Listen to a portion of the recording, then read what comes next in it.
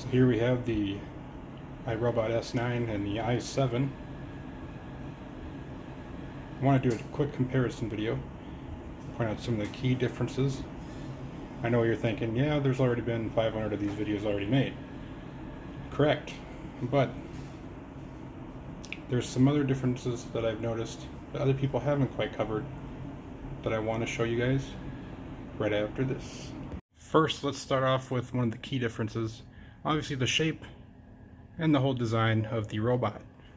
Obviously the i7 was huge for iRobot because it came with the clean base. I personally like the i7. It's done wonders for me in my house, especially having 2 dogs and not having much time to clean the house during the week. It's definitely a lifesaver. Another key difference is the dustbin location. What they did is they moved it from typical back of the robot into the inside of the cover of the S9.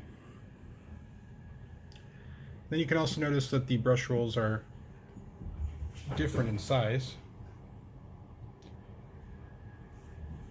which is more for a better cleaning performance.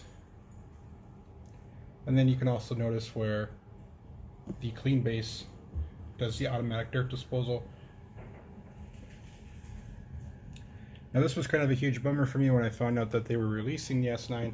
I thought, oh, I could just buy the vacuum and be able to keep the clean base.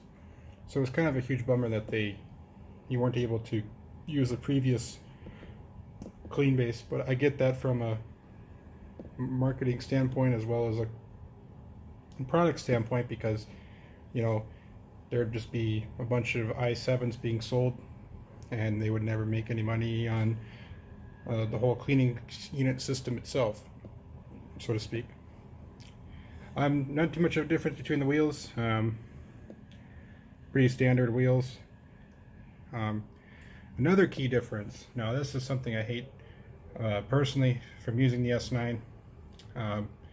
You can definitely tell that the side brush on the i7 has a more actual brush design. That kind of didn't make sense, but if you kind of don't understand what I mean. Now, this side brush, I've had nothing but issues. I shouldn't say issues, but you know, we have carpet in our house, so anytime it goes on the carpet, these want to go like this. So really, it's just going like this the whole time. So it's not really a good cleaning side brush. Like the i7 is on carpet. Not that the side brush is very useful in carpet anyway, but definitely on hardwood floors you can definitely notice the difference as well. I personally like this design because it seems like it's able to get more in, even though it spins super fast. I wish that iRobot would somehow able to push a software update so you could slow down the side brush on the i7, because then I think this robot would be perfect, except for, you know, minus some cleaning power and other things like that, and it still has some other flaws, but that's one of the major issues that I've noticed is the side brush.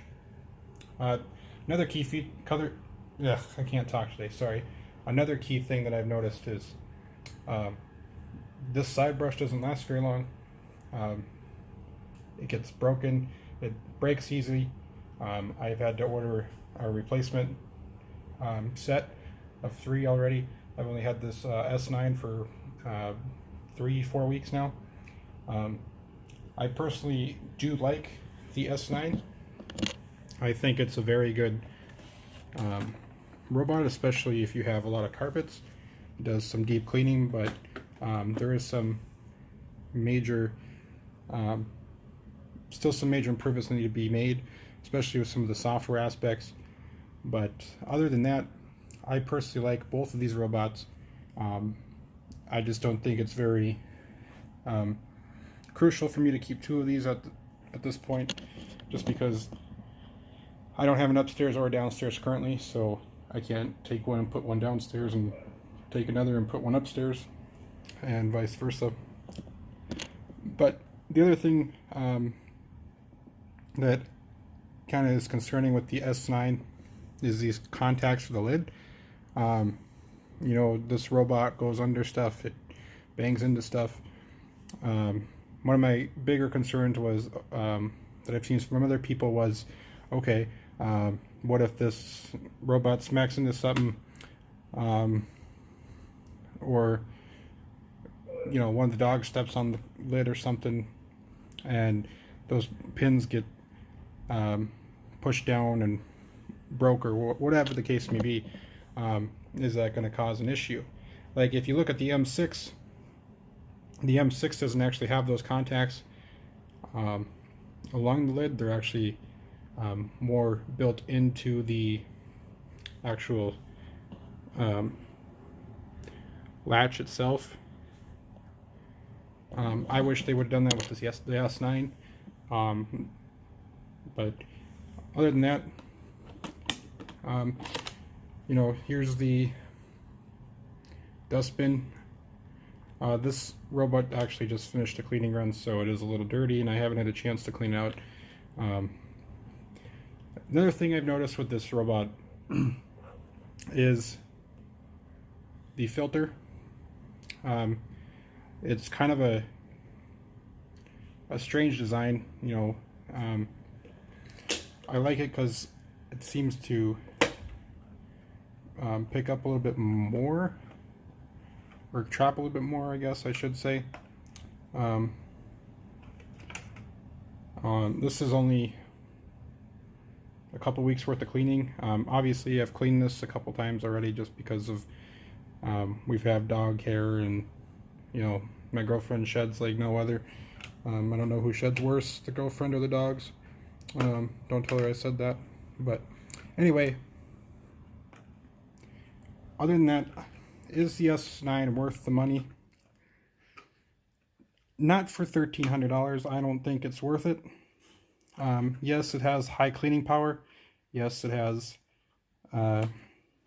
smart navigation. Yes, it has, you know, all these neat little features. It's really not that different from the i7. Honestly, you know, I've tried the high cleaning or high power cleaning on the carpets. Didn't really notice much of improvement. You know, the first couple days after I ran it, or after I got it, I ran it just to see, you know, what kind of results I would get.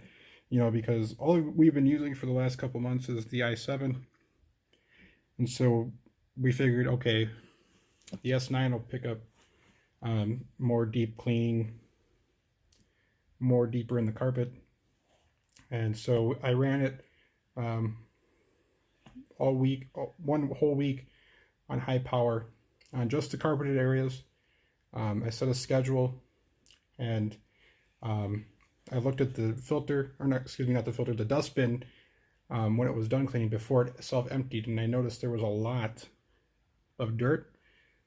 And then other times I would send the i7 to do the cleaning run first, look at the dustbin, and then send the S9 on high power just to look at and see what the difference was.